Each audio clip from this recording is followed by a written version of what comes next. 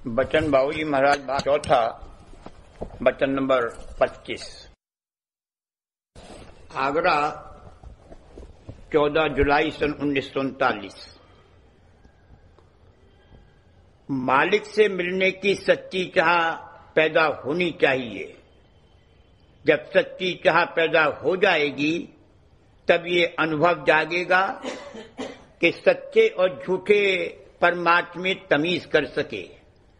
ऐसी चाह का पैदा होना मालिक के चरण पधारना है।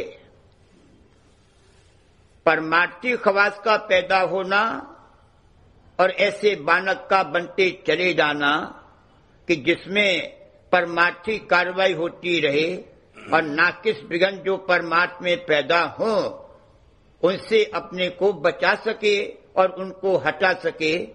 ये सब बातें इस पर मुनस्सिर हैं कि सच्चे मालिक से मिलने की सच्ची चाह कितनी है।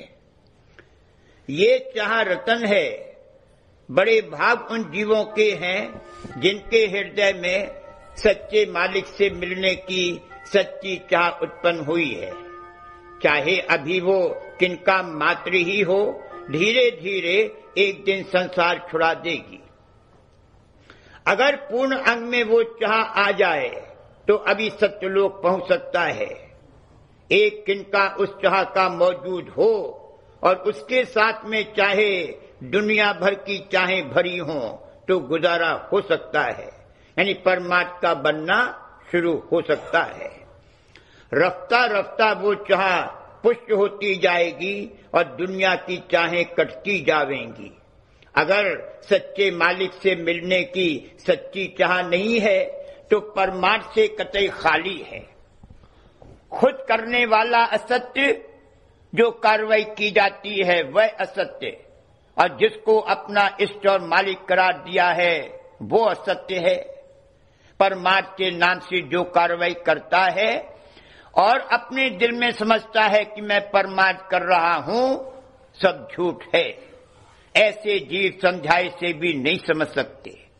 चाहे जिस कदर सच्चे और झूठे की परख और पहचान को दी जावे, वह बात उनकी समझ में कभी नहीं आ सकती। वो जौहर उनमें पैदा नहीं हुआ है। जैसे सुरत और शब्द अनुभव रूप हैं, वैसे ही सत्य परमात्मा की समझ भी अनुभव रूप है। जब अंतर में अनुभव जागे तब समझ में आ सकता है कि कौन कार्रवाई सत्य है और कौन कार्रवाई, चाहे उसको सारी दुनिया कर रही हो, असत्य है। और ये अनुभव तभी जाग सकता है और पैदा हो सकता है जब सच्चे मालिक से मिलने की सच्ची चाह हो। इस चाह का पैदा होना मालिक के चरण पधारना है। मालिक की मेहर बराबर पोसती रही है और पोसती रहेगी। पोसते पोसते जब दया के आने का रास्ता बन लेगा तब दया आवेगी और ये चाह हृदय में पैदा होगी। यही गुरु के चरण गृह में आना है। गुरु चरण गृह मेरे आए, भाग मेरे सोते दिए जगाए। धूर्धाम से जो दया की धार आ रही है उसने घट में थाना गाड़ा, यानी सच्चे मालिक से मिलने की सच्ची चाह पैदा हुई तो धुरधाम का भाग जो अब तक सोया पड़ा था जाग गया। यही आदि भाग का जागना है। अब धुरधाम में पहुंचने की कार्रवाई शुरू हो गई। यही सत्य परमार्थ है। सच्चे मालिक से मिलने की सच्ची चाह पैदा होने की पहचान ये है कि फिर संसार और संसार की कोई चीज, रीति, नीति, धर्म, कर्म वगैरह कुछ नहीं सुहाएगा। अशुभ और पाप कर्म तो नाकिस हैं ही, मगर वे कर्म और कार्रवाई जो संसार में शुभ और अच्छी समझी जाती है उससे भी चित्त उपराम और हटा हुआ रहेगा।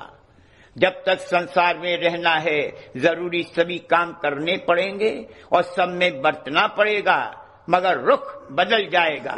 यानी मिस्र और संसारियों के ही सब काम काज करता हुआ नजर आवेगा, लेकिन रुख उसका इस बात का होगा कि यहां से उलटकर सच्चे मालिक के चरणों में पहुंचे। दुनियादारों की सोबत और संग से कुदरती तौर पर दिल में हटाव रहेगा।